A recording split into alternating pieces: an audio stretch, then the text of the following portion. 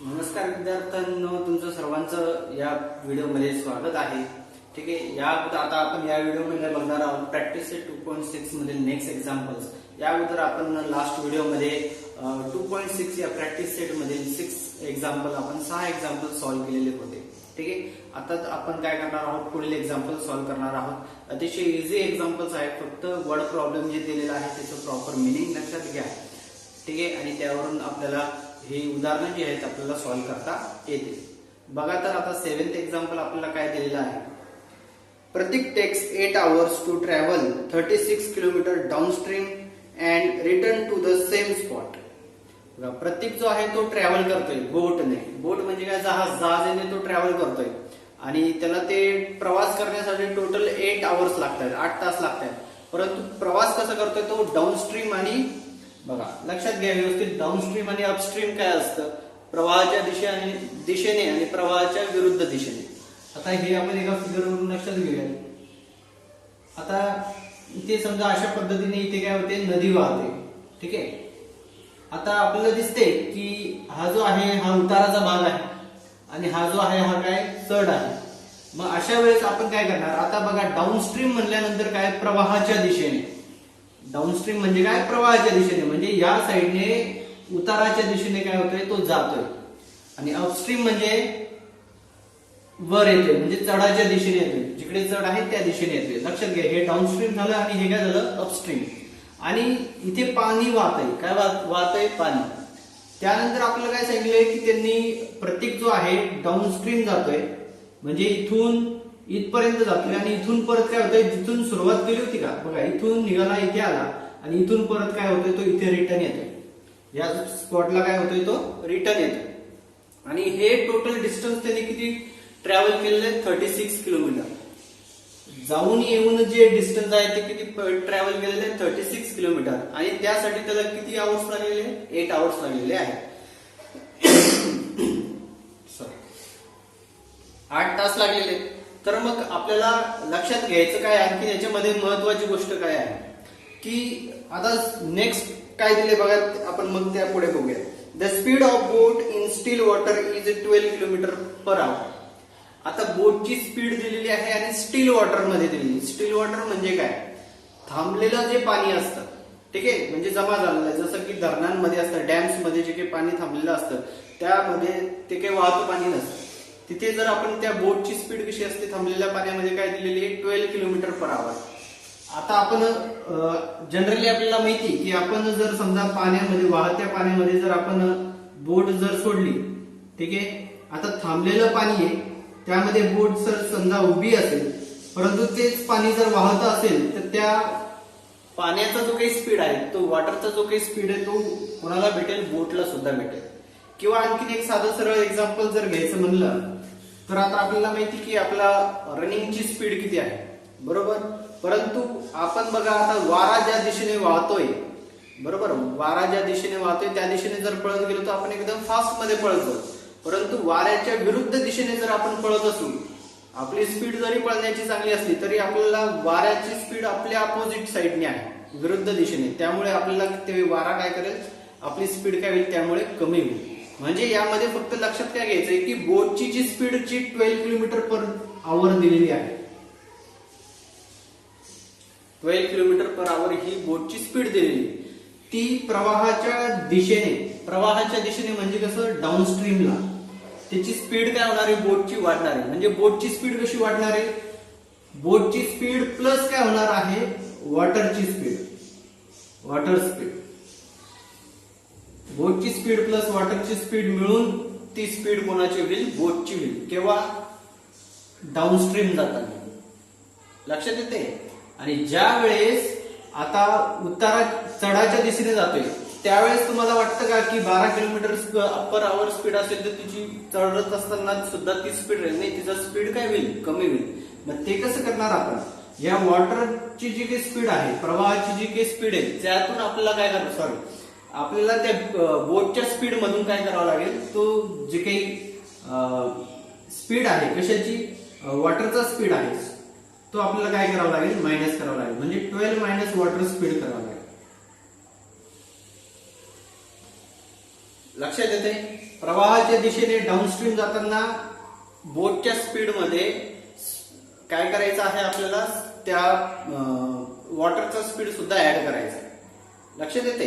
प्रवाहाच्या दिशेने जाताना, डाऊनस्ट्रीम जाताना आणि अपस्ट्रीम जाताना काय करायचंय, बोटच्या स्पीड मधून प्रवाहाचा स्पीड म्हणजे त्या जे काही वॉटर जे काही फ्लो होते त्याचा स्पीड काय करायचा आहे, वॉटरचा स्पीड काय करायचा आहे आपल्याला मायनस करायचा आहे. ठीक आहे. आणि आपल्याला लास्ट फाइंड आउट करायचंय, find the speed of water. पाण्याचा वेग आपल्याला फाइंड आउट करायचा आहे. चला तर आपण याला सॉल्व्ह करूया.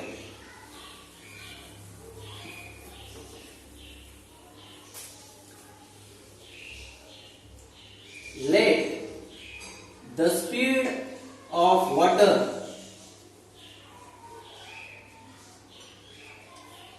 be x किलोमीटर पर आवर. समजा त्या वॉटरची स्पीड किती आहे, वाहत्या पाण्याचं स्पीड किती आहे, x किलोमीटर पर आवर आहे. बरोबर आहे. मग त्यानंतर आता आपल्याला काय करायचंय, आता ही झाली वॉटरची स्पीड, बोटची स्पीड आपल्याला दिलेली आहे. The speed of boat is 12 kilometre per hour. ही आपल्याला कशाची स्पीड दिलेली आहे, बोटची स्पीड दिलेली आहे. आता आपल्याला काय करायचंय, डाऊनस्ट्रीम जाताना त्या बोटची स्पीड काय असणार आणि अपस्ट्रीम येताना त्या बोटची स्पीड काय असणार. लक्षात येते काय, कारण आपल्याला टाइम दिलेला आहे आणि डिस्टन्स सुद्धा दिलेला आहे. आपल्याला स्पीड पहिले फाइंड आउट करून घ्यावं लागेल, किती वेळ. बघा कसं लिहिणार आपण त्याला. आता द स्पीड ऑफ बोट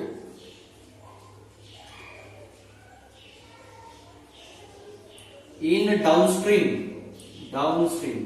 म्हणजे त्या बोटीचा जो वेग असणार आहे, प्रवाहाच्या दिशेने बोटीचा असणारा वेग बरोबर काय होणार, x plus 12.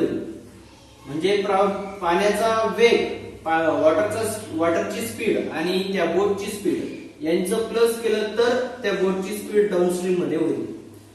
And the speed of boat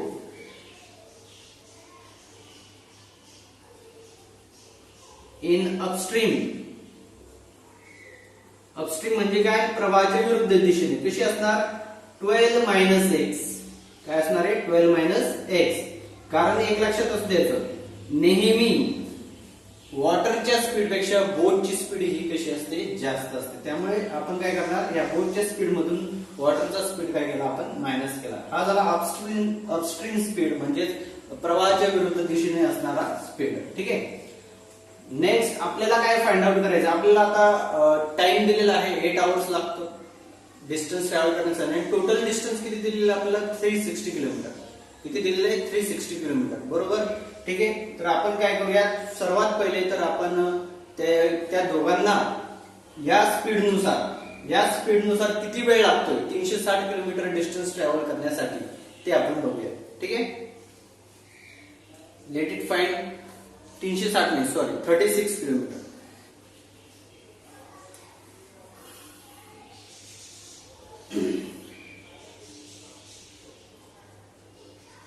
time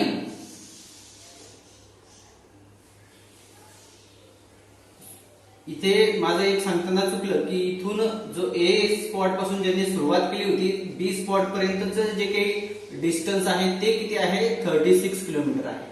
आणि इथून परत रिटर्न जाताना ते किती होईल, 36 होईल. बरोबर. टोटल जाऊन येऊन 36 नाही, तर वन साइड 36 किलोमीटर आहे. म्हणून time taken by boat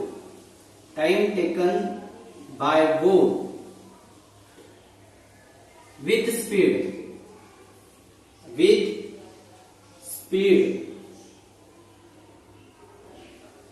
x plus,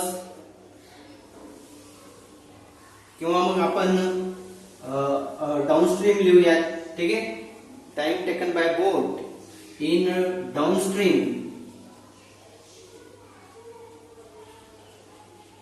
is equal to, formula आपल्याला माहिती, फॉर्म्युला काय असतो. आता आपल्याला काय फाइंड आउट करायचंय, टाइम फाइंड आउट करायचं. म्हणजे काय येणार बघा, time is equal to distance upon speed येणार.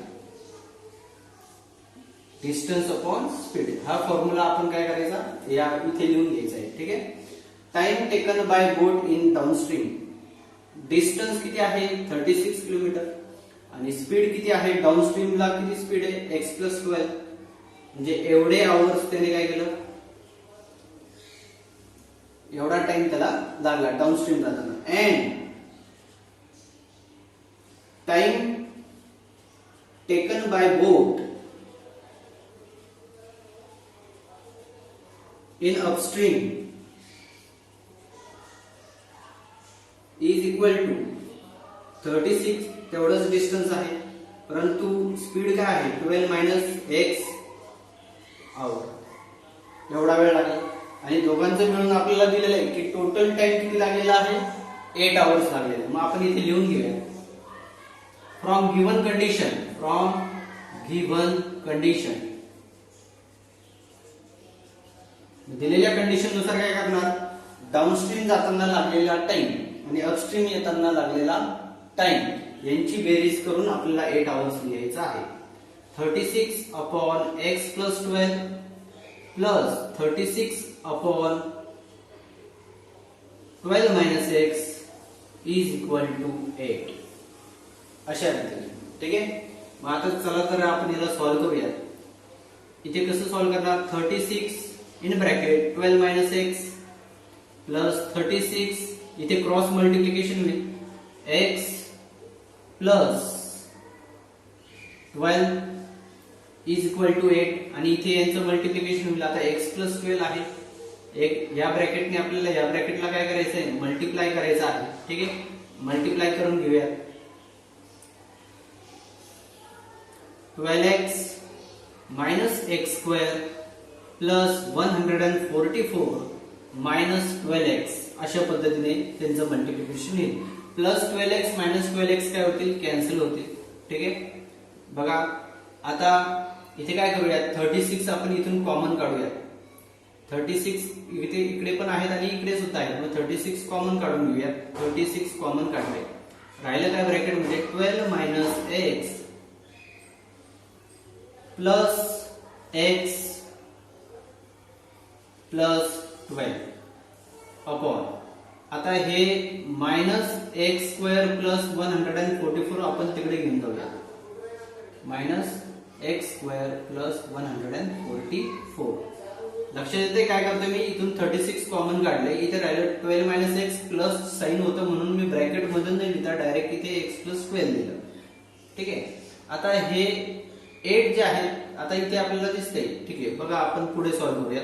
हे मायनस एक्स आहे हे प्लस एक्स आहे हे दोन्ही काय होतील कॅन्सल होतील. मायनस एक्स आणि प्लस एक्स काय झाले कॅन्सल झाले. 36 मल्टिप्लाय बाय 12 मल्टिप्लाय बाय 12 किती होतील सॉरी 12 प्लस 12 किती होतील 24. हे 8 इथे मल्टिप्लिकेशन मध्ये आहे ते इकडे आणले डिवायडेशन मध्ये. इथे आहे मायनस x² प्लस 144 हे प्लस मध्ये आहेत म्हणून इकडे येणार नाही ते. 8 1 जा 8 8 3 जा 24 3 ने याला मल्टिप्लाय करूया 3 6 जा 18 1 3 3 जा 9 and 1 10 हे प्लस आहेत इकडे आल्यावर काय होतील minus is equal to minus x². बघा मायनस 144 मधून जर आपण काय केलं 108 जर मायनस केले किती येणार answer minus 36 is equal to minus x². Minus minus sign निघून जाईल दोन्ही साइडला मायनस असल्यावर मायनस साइन निघून जातं. x² इज इक्वल टू काय आलं 36. दोन्ही साइडचं स्क्वेअर रूट जर घेतलं तर ते कशा पद्धतीने येईल प्लस मायनस इथे येणार 6. दोन्ही साइडचं काय घेतलं आपण स्क्वेअर रूट. आपण मागे लास्ट फॉर्म्युला मेथड मध्ये बघितलं होतं अशा पद्धतीने आपल्याला ते लिहायचं असतं 36 बरोबर. आणि 36 चं स्क्वेअर रूट किती येतं x इज इक्वल टू किती येणार प्लस मायनस 6 आणि इथे लिहूयात आपण तर x इज इक्वल टू काय होणार प्लस 6 और x इज इक्वल टू काय होणार मायनस 6. परंतु स्पीड जी आहे ती कधीच निगेटिव्ह नसते म्हणून आपण लिहूया तिथे but speed never B negative म्हणजे ती कधीही ऋण नसते. म्हणून speed of is 6 kilometre per आवर. म्हणजे त्या वॉटरचा स्पीड काय होता 6 किलोमीटर पर आवर अशा होतं.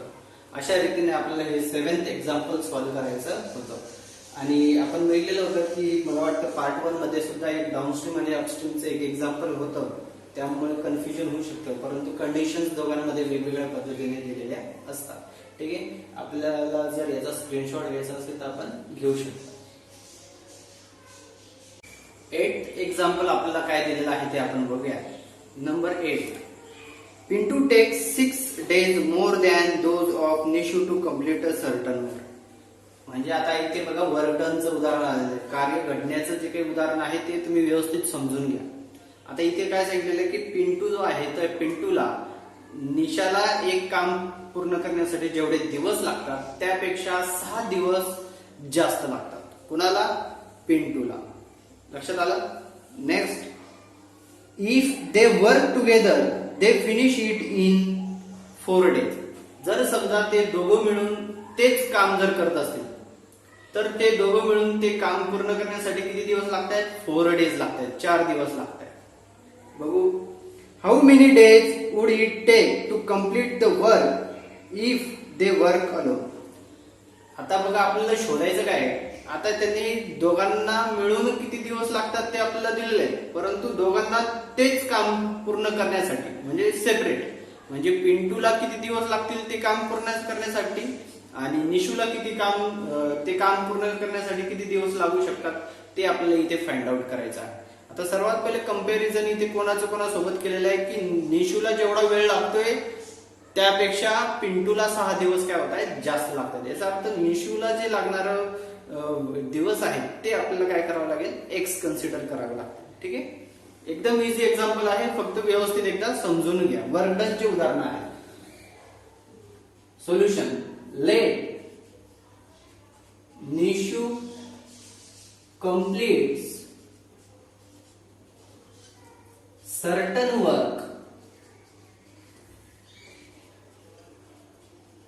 in X days. समजा निशू काय करते X days मध्ये एक विशिष्ट असं काम काय करते पूर्ण करते. Therefore Pintu completes that work म्हणजे तेच काम work in X plus 6 days. म्हणून पिंटू काय करतोय? पिंटूला किती दिवस लागतील मग? X plus 6 बरोबर, कारण की आपल्याला दिलेलं आहे की पिंटूला निशूपेक्षा 6 दिवस जास्त लागत आहेत. आणि त्यानंतर काय सांगितलं? दोघांना मिळून 4 दिवस लागतात. आता बघा इथे सर्वात पहिले आपल्याला काय करावं लागेल की निशू एका दिवसात किती काम पूर्ण करते. निशू एका दिवसात किती काम पूर्ण करते आणि पिंटू सुद्धा एका दिवसात किती काम पूर्ण करतो ते पहिले आपल्याला फाइंड आउट करावं लागेल. वर्क डनच्या एक्झाम्पल्स मध्ये सर्वात पहिले जे आता आपण शोधणार आहोत ते सर्वात पहिले तुम्हाला काय करावं लागत असतं? व्यवस्थित सोडवायचं असतं. लक्ष द्या.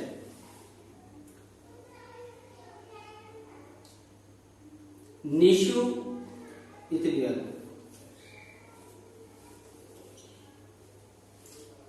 Work completed by Nishu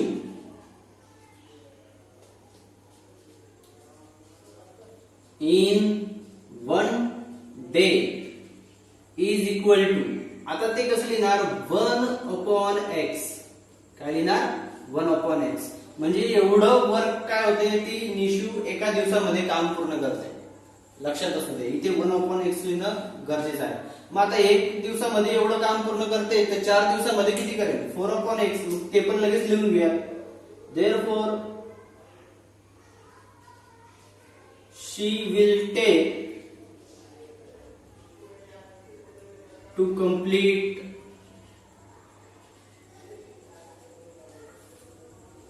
same work in 4 days is equal to 4/x. म्हणजे 4 दिवसामध्ये ती किती काम पूर्ण करणार आहे? 4/x. बरोबर.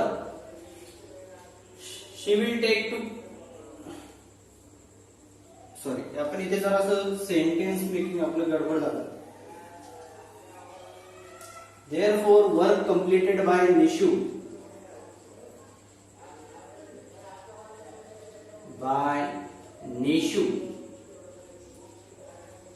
in 4 days is equal to काय होणार 4/x.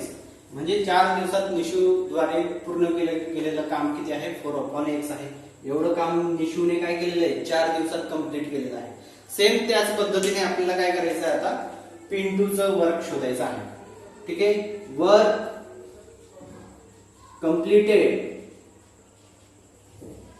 Bye Pintu in 1 day is equal to काय येणार 1/x + 6. 1/x + 6.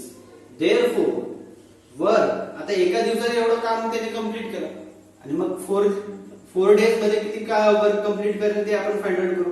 Work completed bye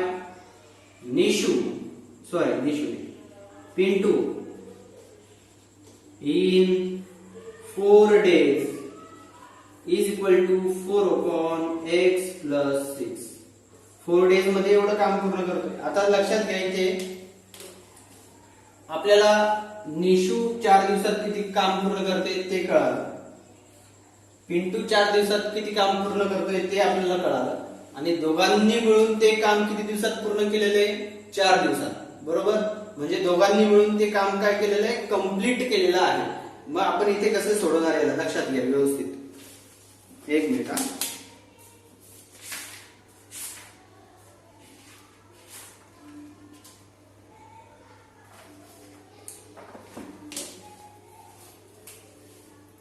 from given condition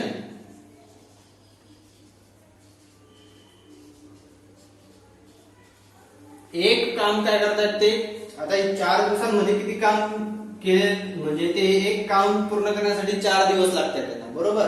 म्हणजे 4 दिवसात निशूने एवढं काम केलं प्लस 4 दिवसात x + 6 एवढं काम कोणी केलं पिंटूने केलं आणि इथे एक काम काय होतंय कंप्लीट.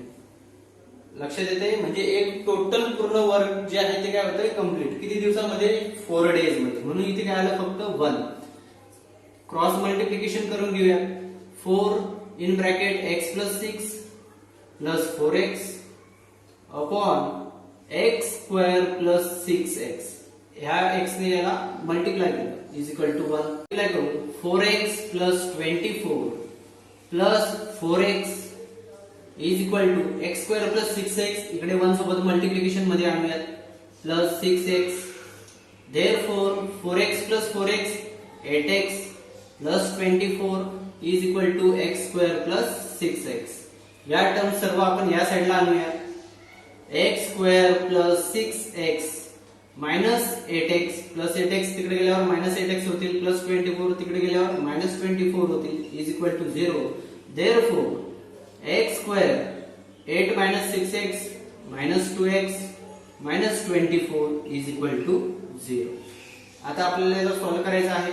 6 4 जा 24 होतं. 24 मल्टिप्लिकेशन होणारे दोन नंबर्स कुठले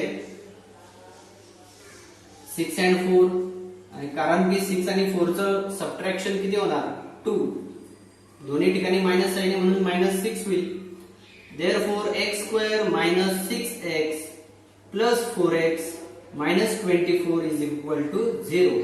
देअरफॉर इथून कॉमन काय येणार x राहील काय x - 6 x² मधून एक x आला आणि इथला एक x आला बाहेर. बरोबर. प्लस इथून कॉमन काय येणार 4 राहील काय x - 4 6 जा 24 म्हणून is equal to 0. Bracket common काढू x - 6 राहील काय x + 4 इज इक्वल टू 0. बरोबर. Next x - 6 is equal to 0 or x + 4 is equal to 0. म्हणून हे -6 इकडे गेल्यावर काय होईल +6 होतील और x इज इक्वल टू +4 तिकडे गेल्यावर काय होईल -4. आपल्याला शोधायचं काय वर्क आणि ते वर्क कधी मायनस असणार आहे का? नाही.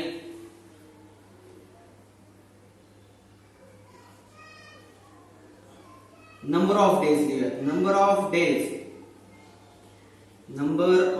Days never negative. म्हणजे जे काही डेजची जी काही संख्या असते ती निगेटिव्ह असणार आहे का? नाही. म्हणून therefore x is equal to काय असणार आहे? 6. इथे लिहून घ्या. Therefore x is not equal to -4. x is equal to 6. याचा अर्थ निशू कंप्लीट्स. आता इथे वर्ड्स मध्ये लिहायला जागा नाहीये, तुम्हाला ओरली सांगतो मी. Therefore Nishu completes certain work in 6 days and Pintu completes that work in x plus 6 म्हणजे 6 प्लस 6 म्हणजे किती डेज लागतील? 12 days. ठीक आहे. अशा पद्धतीने तुम्ही वर्ड्स मध्ये ते आन्सर शेवट लास्टला लिहून घ्यायचं आहे. अतिशय इझी एक्झाम्पल्स आहे. वर्क डन मध्ये लक्षात असू द्यायचं, एका दिवसाचं जो काम शोधायचं असतं त्यांचं 1 डे मध्ये किती वर्क ते कम्प्लीट करतात हे शोधणं गरजेचं आहे, कंपल्सरी असं समजा. ठीक आहे. अतिशय इझी एक्झाम्पल्स आहे, अवघड नाहीये. फक्त प्रॉपर व्यवस्थित स्टेप बाय स्टेप तुम्ही समजून घेतलं तर तुम्हाला काहीही अडचण येणार नाही. ठीक आहे. आपण या उदाहरणाचा स्क्रीनशॉट घेऊ शकता. 9 एक्झाम्पल काय दिलेलं आहे आपण ते बघूयात. If 460 is divided by a natural number. म्हणजे 460 ला जर आपण नॅचरल नंबरने काय केलं? डिवाइड केलं, नैसर्गिक संख्येने डिवाइड केलं. Question is 6 more than 5 times the division. जो काही येणारा भागाकार आहे म्हणजे क्वेश्चन जो आहे तो कसा असणार आहे ते सांगितलं आणि त्याचं कंपॅरिझन कोणासोबत केलेलं आहे? डिव्हिजर सोबत. ज्याने आपण भाग देतोय त्याच्यासोबत त्याचं कंपॅरिझन केलेलं आहे. Quotient is 6 more than 5 times the divisor. म्हणजे डिव्हिजरचं 5 टाइम्स केल्यानंतर प्लस त्यामध्ये जर आपण 6 ऍड केलं तर आपल्याला काय भेटेल? क्वेश्चन भेटेल. लक्षात आलं? याचा अर्थ आपल्याला इथे कळालंही आहे की आपल्याला एक्स कोणाला कन्सिडर करायचं आहे? डिव्हिजरला. ज्या नंबरने आपण भाग देतोय त्या नंबरला आपल्याला एक्स गृहीत धरायचा आहे. नंतर बघा, अँड रिमाइंडर इज 1. आणि बाकी किती दिलेली? 1 दिलेले आहे. रिमाइंडर 1 दिलेला आहे. Find quotient and divisor. आणि यावरून आपल्याला काय करायचंय? क्वेश्चन आणि डिव्हिजर शोधायचं आहे. लक्षात आलं? चला तर आपण याला सॉल्व्ह करूया. Solution. Let the divisor be x. समजा डिव्हिजर काय आहे? एक्स. त्यावर आपण क्वेश्चन लिहून घेऊ. क्वेश्चन आपल्याला कारण की क्वेश्चनचं कंपॅरिझन आपलं कशासोबत केलेलं आहे? डिव्हिजर सोबत. तर therefore question is equal to काय होणार? 5 टाइम्स ऑफ डिव्हिजर. डिव्हिजरचं 5 टाइम्स करा प्लस किती सांगितले? 6 मोर दॅन 6. म्हणजे 5x मध्ये आपण जर 6 ऍड केले तर आपल्याला काय भेटेल? क्वेश्चन. असं त्यांनी सांगितलेलं आहे. त्यानंतर आपल्याला दिलेलं आहे डिवायडर. ज्या संख्येला भाग द्यायचा आहे ती संख्या किती आहे? 460. आणि लास्ट आपल्याला दिलेला आहे and remainder is equal to आपल्याला दिला आहे 1. आता याला कसं, याच्यावरून आपण कसं क्वाड्रॅटिक इक्वेशन तयार करणार? तर वी नो दॅट. आपल्याला एक गोष्ट माहिती काय? डिवायडर is equal to divisor multiply by काय असतं? Quotient plus remainder. हा फॉर्म्युला आपण बघितलेला आहे, बरोबर? 8वीला असताना बघितलेला आहे. डिव्हिजन ऑफ पॉलिनॉमियल्स मध्ये बघितलेलं आहे. त्यानंतर बघा आता पुढे, सॉरी, आणि आपल्याला 9th स्टँडर्ड मध्ये सुद्धा आपल्याला 9th स्टँडर्ड मध्ये बी आपण बघितलेलं आहे बघा पॉलिनॉमियल्स मध्ये, बरोबर? त्यामध्ये सुद्धा डिवायडेशन जेव्हा आपण हे बघितलेलं आहे. डिवायडर किती दिलेलं आहे? 460. डिव्हिजर काय आहे? x. क्वेश्चन किती आहे? x plus 6, sorry 5x plus 6. Remainder किती आहे? प्लस 1. यालाच आपल्याला फक्त सॉल्व्ह करायचं. इज इक्वल टू x ने 5x ला मल्टिप्लाय केलं 5x square plus 6x plus 1. Next 460 is equal to, आता हे प्लस 460 आपण तिकडे घेऊन 0 5x square plus 6x plus 1 minus 460. मग होईल काय ते 5x square plus 6x minus 459 is equal to 0. ठीक आहे, आपल्याला क्वाड्रॅटिक इक्वेशन भेटलं. आता नेक्स्ट कसं सॉल्व्ह करणार? आता आपल्याला यासाठी 5 आणि 459 चं मल्टिप्लिकेशन करावं लागेल. 5 आणि 459 चं मल्टिप्लिकेशन केलं तर ते मल्टिप्लिकेशन येतं 2245, 2245 हे त्यांचं मल्टिप्लिकेशन येतं. मग आपल्याला काय करावं लागेल? मल्टिप्लिकेशन 2245 येईल असे दोन नंबर्स फाइंड आउट करायचे आणि त्यांचं सबट्रॅक्शन किती यायला पाहिजे? 6 यायला पाहिजे. ठीक आहे, मग ते नंबर्स कुठले आहेत बघा, 51 and 45. कुठले आहेत? 51 आणि 45 आहे. इथे मायनस आहे आणि इथे जे काही आन्सर आहे ते प्लस 6 आहे, म्हणून ग्रेटर नंबर प्लस असेल, स्मॉलर नंबर काय असणार आहे? मायनस. तुम्ही वाटल्यास 51 ला 51 आणि 45 चं मल्टिप्लिकेशन करून बघा, 2245 असेल. लक्षात येते? नेक्स्ट बघा, आता आपण सॉल्व्ह करूया त्याला. 5x square plus 51x minus 45x minus 459 is equal to 0. अशा रीतीने आपण त्याला लिहून घेतलं. बरोबर. आता इथे लिहिताना काय करायचं? आपण जरासं आता चेंजेस करूया त्यामध्ये. x स्क्वेअर मायनस 45x पहिले लिहून घेऊया प्लस 51x मायनस 459. फक्त या दोघांची काय केली आपण? प्लेस चेंज केली. ठीक आहे, इथून कॉमन काढून घेऊया.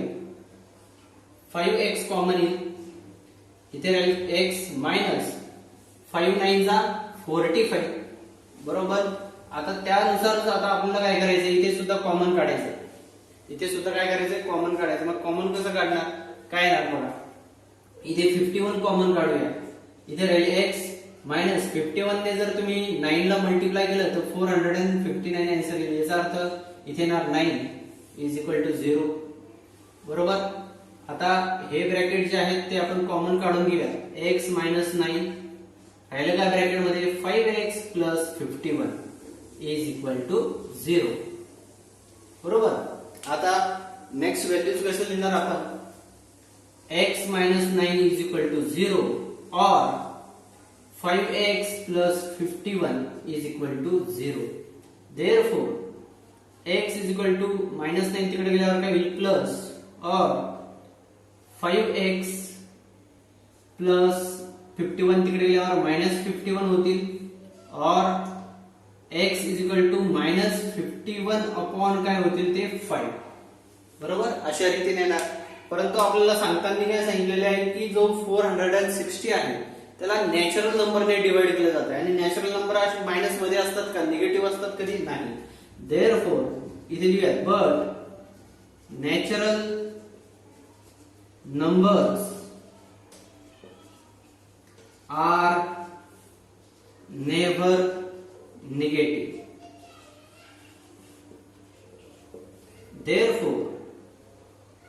Therefore, x is not equal to minus 51 upon 5. म्हणजे ही व्हॅल्यू आपल्याला घ्यायची नाही तिथे.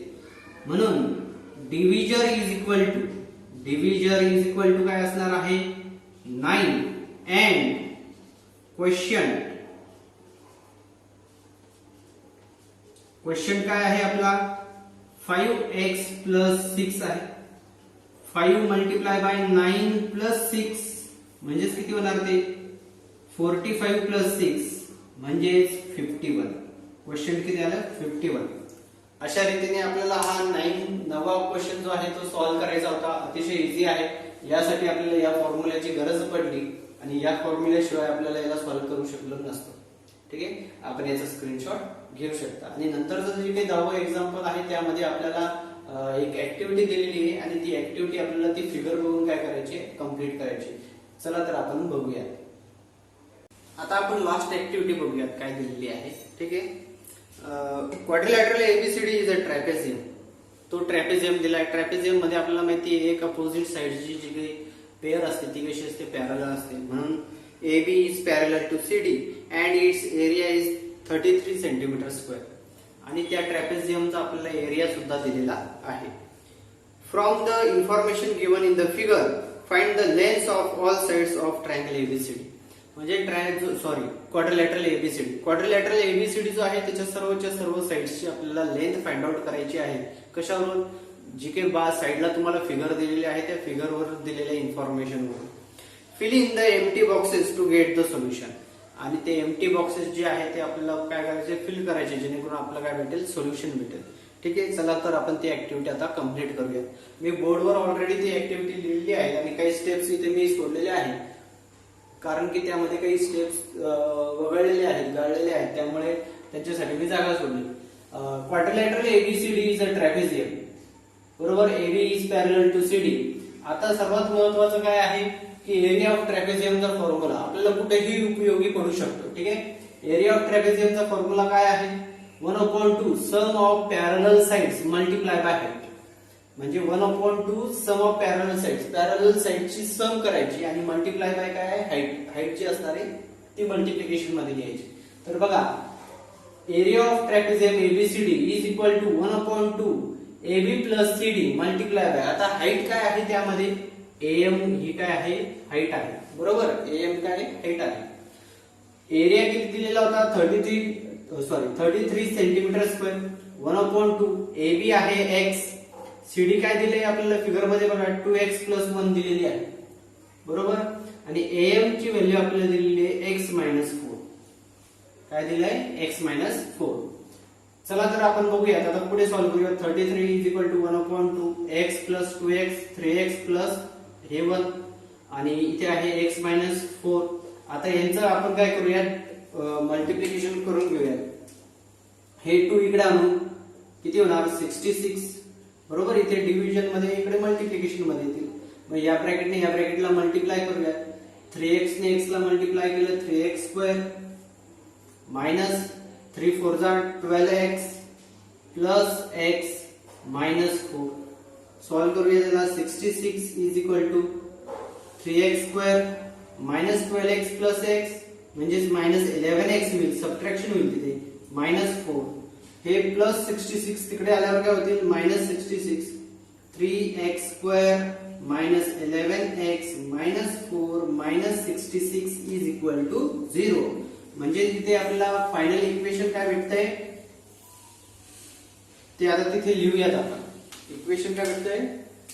3x² -11x. बरोबर, -11x.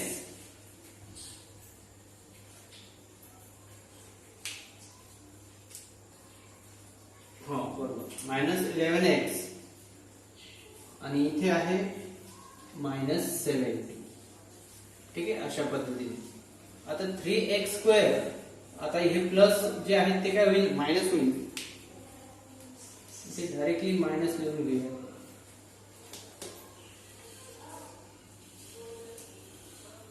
-11x. बरोबर, आता बघा 73 जा किती होणार? 210. म्हणजे मल्टिप्लिकेशन 210 यायला पाहिजे, 210 यायला पाहिजे आणि वजाबाकी किती यायला पाहिजे? -11. म्हणजे कोणते ते? 21 आणि कुठले? 10. 21 10 किती होतात? 210. 21 मल्टिप्लाय बाय 10 210 होतील आणि 21 - 10 किती होईल? 11. म्हणून आपण त्याला लिहून घेऊया. ग्रेटर नंबर मायनस येणार. ठीक आहे, आता ही स्टेप तुम्हाला दिलेली नाहीये म्हणून मी ती लिहितोय. 3x² -21x plus 10x -70 = 0. ठीक आहे, आता 3 कॉमन काढला इथून. 3x कॉमन काढला, इथे राहिलं x -7. ठीक आहे, 3 7 जा 21 होतं. प्लस 10 कॉमन काढले, इथे राहिला x -10 7 जा 70. 3x + 10 हे पहिल्या ब्रॅकेट मध्ये लिहिलं आणि हा कॉमन वाला बॉक्स जे काही ब्रॅकेट येते आपण नंतर लिहिलं x -7. म्हणून 3x + 10 = 0 or x -7 = 0. लक्षात आलं? हे +10 इकडे आल्यावर काय होतील -10 आणि हे 3 मल्टिप्लिकेशन मध्ये येतील डिवायडेशन मध्ये आणि हे -7 इकडे आल्यावर काय होतील +7. याचा अर्थ आपल्याला x ची व्हॅल्यू भेटली म्हणून x इथे आपण काय घेणार 7 घेणार. आता AB काय दिलं होतं आपल्याला x आहे याचा अर्थ किती होणार ते 7 सेंटीमीटर लिहायला विसरायचं नाही. CD काय दिलेले आहे आपल्याला 2x + 1 म्हणजेच किती होणार ते 2 × 7 + 1 2 4 जा 7 2 जा 14 14 + 1 15 सेंटीमीटर. अँड AD आणि BC तुम्हाला दिसतंय आयडेंटिकल मार्क्स आहेत बरोबर, त्याच्यामुळे ते दोन्ही इक्वल आहेत आणि ते काय दिलेले आपल्याला x - 2 आहे. बरोबर x - 2 = 7 - 2 किती होणार 5 सेंटीमीटर. तर अशा रीतीने आपल्याला ती ऍक्टिव्हिटी काय करायची होती कंप्लीट करायची होती. इथे जे आहे इथलं जे आपण बघितलं इथे प्लस इन ब्रॅकेट तुम्ही -11x सुद्धा लिहू शकता. ते डायरेक्टली मी ब्रॅकेटच्या बाहेर लिहिलेले आहेत. ठीक आहे, तर अशा रीतीने आपल्याला ती ऍक्टिव्हिटी कंप्लीट करायची होती आणि ती आपण केलेली आहे.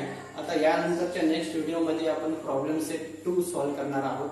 जर आता माझ्या शिकवण्याची पद्धत जर तुम्हाला समजत असेल तर कृपया आपण या व्हिडिओ जे की माझं चॅनल आहे त्याला सबस्क्राईब करा, जेणेकरून तुम्हाला वेळोवेळी नोटिफिकेशन माझ्या व्हिडिओचे भेटत जातील.